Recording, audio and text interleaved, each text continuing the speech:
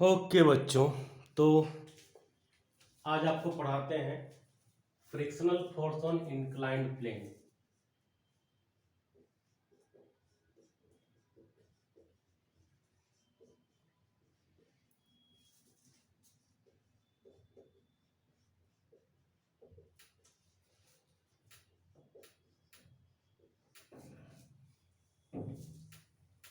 देखो, ये कोई इंक्लाइन है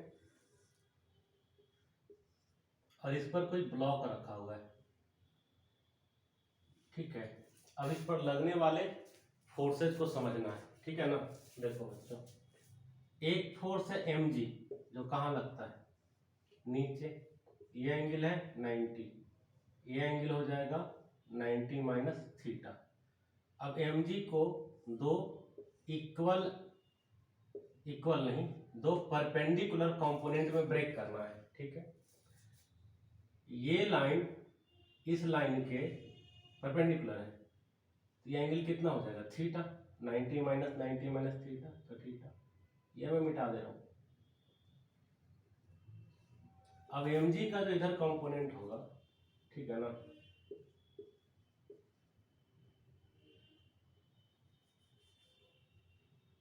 इसको बोलोगे आप mg cos थीटा। ये ब्लॉक पर लगने वाले नॉर्मल को क्या कर देगा, बैलेंस। तो n बराबर क्या है, mg cos थीटा है। ठीक है, और इधर इस तरफ फोर्स लगेगा mg sin थीटा। ठीक है, अब ये सोचिए mg sin थीटा, ठीक है ना, नीचे लग रहा है, तो ऊपर साइड में क्या लगेगा, फ्रिक्शन लगेगा। ऊपर साइड में फ्रिक्शन लगेगा। मान लीजिए कि ये रेस्ट में है, मान लीजिए कि ये रेस्ट में है। ठीक है, तो ये फ्रिक्शन क्या हो जाएगा, स्टैटिक फ्रिक्शनल फोर्स हो जाएगा। ठीक है ना। आप इमेजिन कर लीजिए, इंक्लाइन के पैरेलल एक्स एक्सिस है और इंक्लाइन के परपेंडिकुलर में वाई एक्सिस में है। तो वाई एक्सिस के अलोंग नेट फोर्स क्या है, 0। एक्स एक्सिस के भी अलोंग नेट फोर्स 0 ही है, क्योंकि n बराबर आपने क्या देख लिया है, mg cos थीटा। ठीक है, और x में क्या देख रहे हैं आप, mg sin थीटा बराबर है fs। क्योंकि आप जानते हैं ना कि fs क्या होता है, less than equal to fs max. पढ़े हैं ना, fs जो होता है वो क्या होता है, less than equal to fs max. यानी fs क्या है, लेस देन म्यू n, यानी कि म्यू mg cos थीटा से अभी कम है।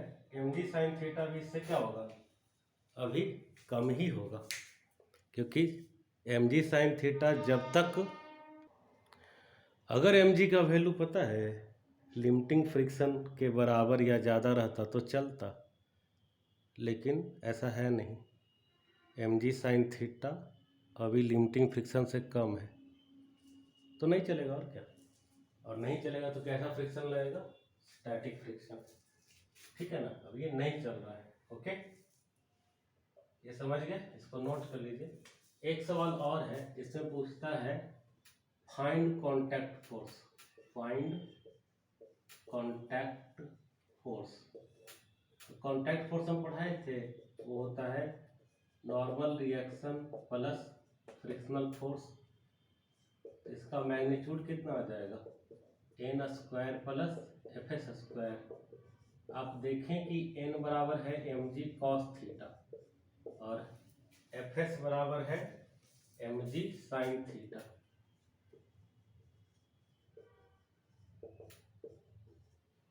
तो आप देख सकते हैं sine square theta plus cos square theta 1, और mg यहाँ से बाहर आ जाएगा, तो c का वैल्यू क्या हो जाएगा, mg के बराबर। इसको मैं एक शॉर्टकट मेथड से भी बना सकता हूँ। देखो ये ब्लॉक है, ब्लॉक पर एक फोर्स क्या लग रहा है, mg, ठीक है, और ये रेस्ट पे है ना, तो रेस्ट पर है तो दूसरा फोर्स इस पे क्या लगेगा, नॉर्मल और फ्रिक्शन। तो नॉर्मल फ्रिक्शन का रिजल्टेंट ही ना सी होता है, तो सी है जो देख लो क्या रहेगा, mg के इक्वल एंड अपोजिट, जो इसी को बनाने का शॉर्टकट मेथड। ठीक है, इतना छाप लो। अब अगली बार ये पढ़ेंगे कि mg sin theta limiting friction के बराबर कर देंगे तो क्या होगा, वही चलने वाला, याद है ना, about to move on the verge of motion हो जाएगा। इसको नोट करो, इसके बाद उसको हम बताते हैं। देखिए आगे, मान लीजिए कि अभी जो थीटा है ना वो 30 डिग्री है। सपोज अगर आप इसको 25 डिग्री, 20 डिग्री, 10 डिग्री, 5 डिग्री या 0 डिग्री हॉरिजॉन्टल बना देते हैं तो क्या ये चलेगा, नहीं चलेगा। 30 डिग्री पे नहीं चल रहा है तो 30 डिग्री से कम पे तो और नहीं चलेगा, ठीक है ना। तो 30 डिग्री से कम पे तो बिल्कुल नहीं चलेगा। अच्छा अब सोचो, मान लो इसका अगर एंगल बढ़ा दे 30 से 35 डिग्री कर दे, या 40 कर दे, या 45 कर दे, या 50 कर दे, या 60 कर दे, तो ऐसा तो है नहीं कि हमेशा के लिए रुका हुआ रहेगा, कभी न कभी ऐसा मौका आएगा कि चल देगा, ठीक है ना। ये तो मैं आपको लाइव करके भी दिखा सकता हूँ। देखो देखो ये एक ऑब्जेक्ट दिख रहा है तुम्हें, ठीक है ना, ये वो किताब है। देखो अभी हॉरिजॉन्टल है ना ये, अब देखो अगर ऐसे हम इसको इंक्लाइन कर रहे हैं, देखो एंगल बढ़ा रहे हैं तो नहीं ना चल रहा है, नहीं चल रहा है, नहीं चल रहा है, और बढ़ा रहे हैं एंगल, और बढ़ा रहे हैं एंगल। देखो एक समय आएगा जब ये चल देगा। देखो देखा, तो इंक्लाइन प्लेन का एंगल बढ़ाते हैं ना तो कभी ना कभी ऐसा मौका जरूर आता है जब ब्लॉक एक बार चल देता है, ठीक है। तो जिस समय चलने वाला होगा उस समय यही फ्रिक्शन क्या बन जाएगा, मैक्सिमम स्टैटिक फ्रिक्शन। बोलिए, तब ये एंगल अगर 30 पे नहीं चला था तो हो सकता है 35, 40, 45, कोई भी एक वैल्यू होगा, कोई भी एक वैल्यू हो सकता है जिस पर वो चलने वाला होगा, अबाउट टू मूव, उसको बोलते हैं थीटा रिपोज। तो क्या बोलते हैं, थीटा रिपोज। ये सब रिपोज हो जाएगा, थीटा रिपोज, थीटा रिपोज, ठीक है। तो हम जो पढ़ने वाले हैं उसका नाम है बाबू एंगल ऑफ रिपोज, ठीक है। तो that angle of inclination, that angle of inclination for which body is about to move, about to move मतलब जस्ट चलने ही वाला है, या इसी को मैं ऐसे भी लिख रहा था, और on the verge of motion मतलब चलने के कगार पे आ चुका है, ठीक है। तो उस एंगल को क्या बोलते हैं, एंगल ऑफ रिपोज। तो मुद्दे की बात यह है कि फ्रिक्शन इस समय क्या लग रहा होगा, मैक्सिमम स्टैटिक, है ना। मुद्दे की बात यह है कि friction acting is maximum static, या मैंने पढ़ाया था आपको, इसी को हम लोग क्या कहते हैं, लिमिटिंग फ्रिक्शनल फोर्स कहते हैं, ठीक है। फिर से एन बराबर क्या हो जाएगा, mg cos थीटा हो जाएगा, और mg sin theta equal to क्या हो जाएगा, fs मैक्स। तो आप इसको बराबर कर लीजिए, तो mg sin theta is equal to fs max. fs max का फार्मूला होता है म्यू एन, n बराबर है mg cos थीटा, और ये है mg sin थीटा, mg से mg कट गया, sin बाई cos क्या होता है, tan थीटा। tan थीटा कितना आ गया, म्यू, यानी कि थीटा रिपोज का वैल्यू कितना आ गया, tan इनवर्स म्यू, ठीक है। तो एक बात याद रखिएगा, अगर इंक्लाइंड का एंगल थीटा इक्वल टू, मतलब मान लीजिए कि थीटा से कम है रिपोज से, तो रिपोज से कम रहेगा तो नहीं चलेगा, ठीक है ना। नो सेल्फ मूवमेंट नीचे की तरफ, अब ऊपर तो अपने आप ऐसे भी कभी नहीं जा सकता है, ठीक है ना। तो नो सेल्फ मूवमेंट डाउन, नीचे की तरफ अपने आप नहीं जाएगा, और ऊपर भाई कभी कोई अपने से नहीं जाता है, ठीक है ना, अपने से कभी नहीं जाता, तो नीचे नहीं जाएगा, ठीक है। अगर थीटा का वैल्यू थीटा रिपोज से क्या हो जाए, ग्रेटर हो जाए, तो अपने आप चला जाएगा, ठीक है ना। इसमें क्या हो जाएगा, सेल्फ डाउन मूवमेंट, अपने आप नीचे चलने लगेगा।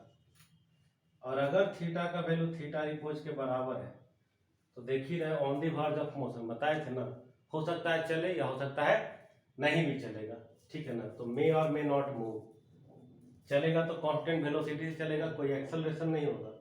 इस वाले में क्या है, जब ग्रेटर रहेगा तो डाउन मूवमेंट होगा विथ सम एक्सेलरेशन, क्या होगा, विथ सम एक्सेलरेशन के साथ होगा, वेलोसिटी बढ़ते जाएगा। और अगर इक्वल हो गया तो ये क्या होगा, मे और मे नॉट मूव, चल भी सकता है और नहीं भी चल सकता है, नहीं चलेगा तब भी एक्सेलरेशन क्या होगा, जीरो, और चल भी देगा तो एक्सेलरेशन जीरो रहेगा, क्योंकि वेलोसिटी कांस्टेंट रहेगा। मे और मे नॉट मूव, अगर मूव किया भी तो कांस्टेंट वेलोसिटी से मूव करेगा, ठीक है। तो ये नोट कर लीजिए अभी आप लोग, ठीक है। फिर आपको हम आगे का कहानी बतलाते हैं।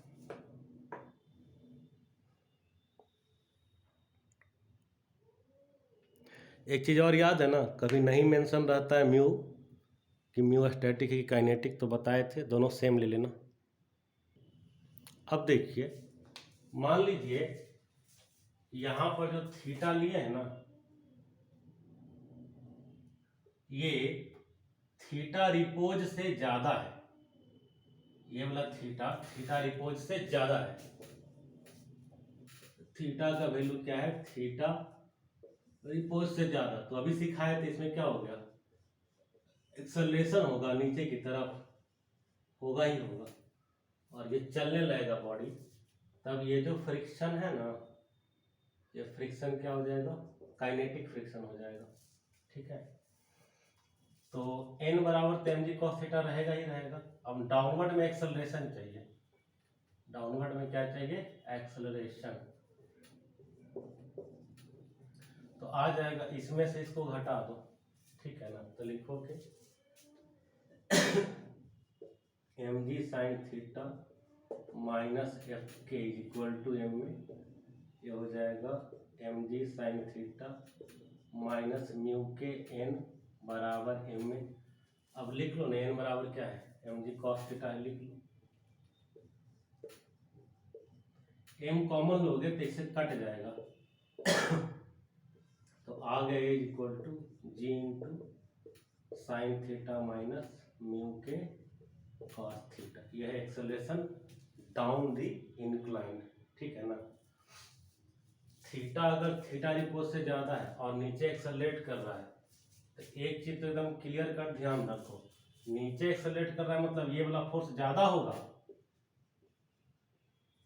ये वाला फोर्स क्या होगा, कम होगा, तभी नीचे एक्सेलरेशन हो रहा है, नहीं तो ये संभव नहीं होता। ये मैं लिख दे रहा हूँ यहाँ पे, श्योर एंड सर्टेन है हम कि mg sin थीटा क्या है, एक के से अधिक है, तभी नीचे एक्सेलरेशन हो पाएगा, नहीं तो हो ही नहीं पाता, ठीक है ना। थीटा जब थीटा रिपोज से क्या होगा, ज़्यादा रहेगा तब, ठीक है। और यही थीटा अगर इक्वल टू रहेगा थीटा रिपोज के, तब एक्सेलरेशन क्या हो जाता है, ज़ीरो, वो भी अभी हम बता दिए थे, ठीक है। चलो नोट कर लो।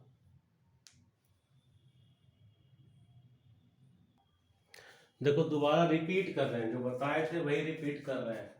क्यों रिपीट कर रहे हैं, क्योंकि हमको हमेशा ही लगते रहता है कि तुम लोग महाढक्कन हो, कितनों पढ़ा दे याद नहीं रखते हो, इसीलिए अभी जो पढ़ाए थे उसी को रिपीट कर रहे हैं। देखो अगर थीटा का वैल्यू थीटा रिपोज से क्या है, ज़्यादा, अभी जब पढ़ा है। इसका मतलब ये होता है कि जो तुम्हारा mg साइन थीटा होगा ना, वो काइनेटिक फ्रिक्शन से क्या होगा, ज़्यादा, इसलिए नीचे की तरफ क्या हो जाता है, एक्सेलरेशन हो जाता है। ठीक, अब अगर थीटा थीटा रिपोज के बराबर है तब mg साइन थीटा यहाँ पर फिर क्या लगने लगता है, fs मैक्स लगने लगता है ना, उसके बराबर हो जाएगा, fs मैक्स के बराबर हो जाएगा, और तब एक्सेलरेशन क्या आ जाता है, 0। ठीक है, ये भी बता दिए थे अभी। इसमें हो सकता है कि चलेगा या हो सकता है नहीं भी चलेगा, नहीं चलेगा तब भी एक्सेलरेशन 0, और अगर चलेगा तो कांस्टेंट वेलोसिटी से चलेगा। ठीक है ना, कांस्टेंट वेलोसिटी से चलेगा। ठीक है, अब ये बताना चाह रहा हूं कि अगर थीटा का वैल्यू थीटा रिपोज से क्या हो जाए, कम, ये भी शुरू में बता दिए थे। ऐसे केस में यहाँ पर क्या लगने लगता है, एफ स्टैटिक लगने लगता है ना। थीटा का वैल्यू थीटा रिपोज से क्या हो, कम हो, तो इसके केस में mg साइन थीटा बराबर क्या होता है, fs, और क्योंकि fs क्या होता है, fs मैक्सिमम से कम, तो mg साइन थीटा भी क्या हो जाएगा, fs मैक्सिमम से कम। fs मैक्सिमम यानी कि mu S mg cos theta से क्या होगा, कम होगा। तो ऐसे में भी चलेगा तो नहीं ना, बताए थे, चले वलेगा नहीं, थीटा रिपोज से कम पे नहीं चलता है। ठीक है, no motion, no self motion, अपने आप से नहीं चलेगा। ठीक है, तो अब देखो क्या है, अपने आप से नहीं चलेगा, चलो मानते हैं। ठीक है, अब क्या करो, जैसे मान लो कि ब्लॉक यहाँ पे रखा हुआ है, अपने आप से नहीं चल रहा है, और तुम ना इधर से एक लात मार दो इसको, तो लात मारोगे तभी चलेगा ना जी, तभी पक्का चलेगा। तो समझ लो कि यहाँ से तुमने क्या किया, किक किया। इसको फिजिक्स में बोलते हैं इम्पल्स देना। तो क्या बोलते हैं, इम्पल्स देना बोलते हैं, कि यहाँ से तुमने इम्पल्स दिया, इसको इम्पल्स के कारण कुछ वेलोसिटी गेन कर लिया। लेकिन क्या है कि इसको अपने आप तो चलना था नहीं, तो कुछ दूर चल के ये रुक जाता है, कुछ दूर चल के ये रुक जाता है। क्यों, क्योंकि फ्रिक्शन इसको रोक लेता है। यही वाला सीन रहेगा सेम, जबरदस्ती का चलेगा, क्या करेगा, जबरदस्ती का चलेगा, तो जबरदस्ती का चलेगा तो क्या लगने लगेगा, काइनेटिक फ्रिक्शन। ठीक है, और क्योंकि थीटा का वैल्यू क्या है, थीटा रिपोज से कम है, तो आपका ये वाला फ्रिक्शन का वैल्यू ज़्यादा रहेगा। ठीक है ना, और mg साइन थीटा का वैल्यू कम रहेगा। क्यों, क्योंकि थीटा का वैल्यू थीटा रिपोज से कम है, इसका वैल्यू भी फ्रिक्शन से कम में होगा।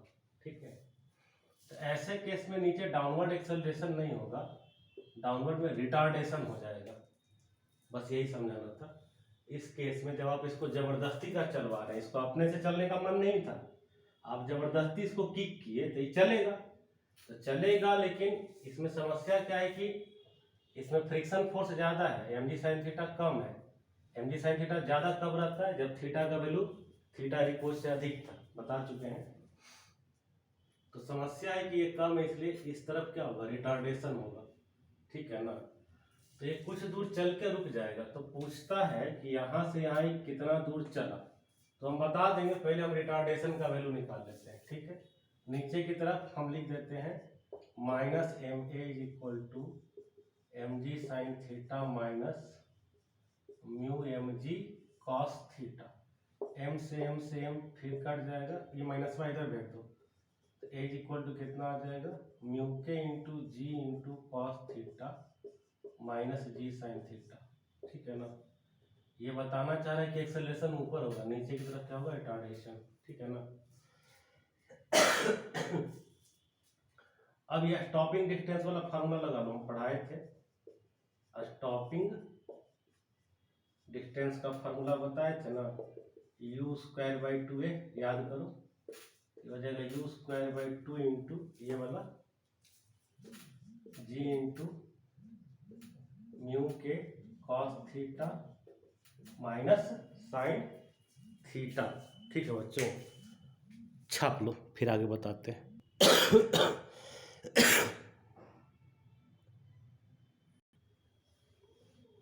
अभी तक हमने डाउनवर्ड मोशन की बात करी थी, अब थोड़ा अपवर्ड मोशन का बात करते हैं। देखिए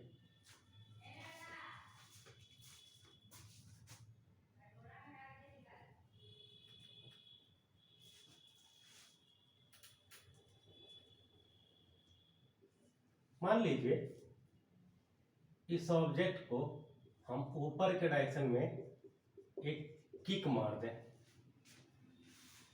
उसके बाद थीटा क्या है नहीं है उससे कोई मतलब ही नहीं है। थीटा का वैल्यू थीटा रिपो से कम रहे, बड़ा रहे, बराबर है, कोई मतलब ही नहीं है। मारोगे तो क्या करेगा, ऊपर जाएगा ही जाएगा, ठीक है ना। तो किक को हम लोग क्या कह दे रहे हैं, इम्पल्स, ऊपर की तरफ इम्पल्स दे दिए हम लोग, ठीक है ना। तो ऊपर की तरफ इसको किक मार दिए हैं, तो इस ऑब्जेक्ट को क्या होगा ना, कुछ इनिशियल वेलोसिटी मिलेगा, लेकिन आगे चल के ना ये रुक जाएगा, पक्का रुकेगा। तो इसमें भी पूछ सकता है स्टॉपिंग डिस्टेंस। आप ये समझिए ऊपर चल रहा है ना, आपने ऊपर की तरफ इसको इम्पल्स दे दिया है, तो अब जो फ्रिक्शनमा का डायरेक्शनमा होगा वो कहाँ लगने लगेगा, नीचे लगने लगेगा। और चल रहा है तो क्या लगा दीजिए, एफ काइनेटिक। चल ऊपर रहा है, अब फोर्स पीछे लग रहा है, मतलब इस डायरेक्शन में आप समझिए कि रिटार्डेशन लगेगा। क्या लगेगा, रिटार्डेशन, ठीक है।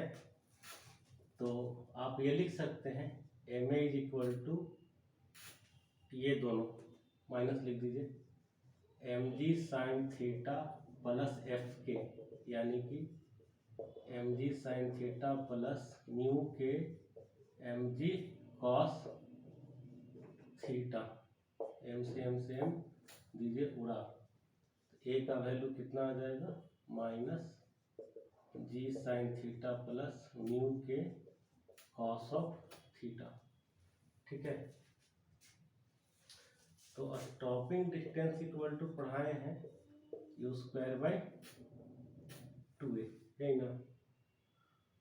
तो ये आ जाएगा U square by 2 into G sine theta plus mu के कॉस थीटा, ठीक है। यहाँ पर मैंने मैग्नीट्यूड लिखा हुआ है, ठीक है। आप समझ सकते हैं ना कि मैग्नीट्यूड का वैल्यू इतना ही होगा, ठीक है। चलिए नोट कर लीजिए, इतना दूर चल के क्या होगा ना, ये रुक जाएगा, ठीक है।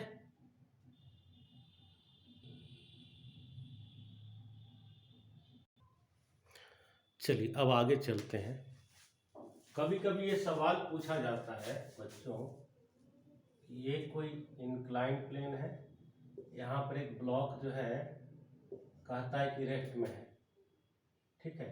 तो रेस्ट में है तो कहाँ क्या लग रहा है जो आप समझ ही रहे हैं, एन बराबर एम जी कॉस थीटा, इधर लग रहा है एम जी साइन थीटा, और इधर क्या लग रहा होगा, फ्रिक्शन, क्योंकि रेस्ट में है ना, तो रेस्ट में है तो यही ना होगा, ठीक। अब इसमें पूछता है कि मिनिमम कितना फोर्स लगाएं कि ऊपर चले, ये सवाल रहता है। What minimum force needed to move up, ऊपर एक आप फोर्स लगा दीजिए, और अब आप ऊपर खींचने का कोशिश कीजिए। तो जैसे ही आप इसको ऊपर चलवाने का कोशिश कीजिएगा, फ्रिक्शन नीचे लगने लगेगा। देखिए बच्चों, तो जैसे आप चाह रहे हैं कि ऊपर खिसके, तो जैसे आप इसको ऊपर खिसकाने का मन बनाइएगा ना, ये फ्रिक्शन तुरंत जो है पलटी मार देगा। जानवे करते हैं आप लोग, फ्रिक्शन, स्टैटिक फ्रिक्शन क्या होता है, सेल्फ एडजस्टेबल। तो ये तुरंत जो है ना नीचे की तरफ काम करना चालू कर देगा, ठीक है ना, ये नीचे की तरफ लगने लगेगा। अगर यह स्टैटिक है तो ये चलने से रहा, चलने के लिए कम से कम इस फ्रिक्शन को क्या होना पड़ेगा, लिमिटिंग जब आप लिमिटिंग क्रॉस करते हो तभी नहीं चलता है कि नहीं। तो अगर आप चाह रहे हो कि चले तो आपको फोर्स अपना बढ़ाना पड़ेगा। इसको बढ़ाइएगा तो ये भी बढ़ेगा, क्योंकि ये कहेगा कि तुम बढ़ोगे तो हम रोकेंगे। ये और बढ़ेगा, ये और बढ़ेगा, ये और बढ़ेगा, ये और बढ़ेगा। इसके बढ़ने का कोई लिमिट नहीं है, लेकिन इसका एक लिमिट है। जब ये एफएस मैक्स हो जाएगा, जब ये क्या हो जाएगा, एफएस मैक्स, उसके बाद ही दम तोड़ देगा, बोलेगा अब ना भाई, अब हम ना बढ़म, अब हो गलो। और उसके बाद बोलेगा अच्छा रुक, अब हम बढ़ावा ही हो। ये अपना वैल्यू बढ़ाएगा, ऑब्जेक्ट चलना चालू कर देगा। ठीक, तो इस फोर्स को कम से कम कितना रहना पड़ेगा, इन दोनों के सम के बराबर। इससे ज्यादा जैसी होगा इन दोनों के सम से, चलने लगेगा बड़ी ऊपर। ठीक है, तो जब इन दोनों के सम के बराबर होगा तो ही, उसी से मैंने बताए थे लिमिटिंग फ्रिक्शन लगता है तो बॉडी क्या होता है, अबाउट टू मूव, चलने को मूड बना लेगा। तो हो सकता है कांस्टेंट वेलोसिटी से चलना भी चालू कर दे। एक्सेलरेट करने के लिए फोर्स को और ज्यादा बढ़ाना पड़ेगा। तो क्या बोला है, मिनिमम फोर्स। तो मिनिमम फोर्स का मतलब मैं साइड में बता दे रहा हूँ, कैसे चलवाना होगा, जीरो एक्सेलरेशन से चलवाना होगा, तभी ना मिनिमम फोर्स का नीड होगा। ज्यादा फिर फोर्स लगाओगे तो एक्सेलरेट कर जाएगा। ठीक है, तो बस हो गया। This force is equal to कितना, mg sin theta plus fs max, यानी कि ये हो जाएगा mg sin theta plus mu S mg cos theta. इतना मिनिमम फोर्स दोगे तो ऊपर की तरफ चलना शुरू कर सकता है, ध्यान रखना। क्योंकि लिमिटिंग में दोनों कंडीशन रहता है ना, हम बार बार बोल रहे हैं, बार करोड़ों बार बोल चुके हैं। लिमिटिंग फ्रिक्शन के समय बॉडी दो कंडीशन में रहता है, चल भी सकता है और नहीं भी चल सकता है।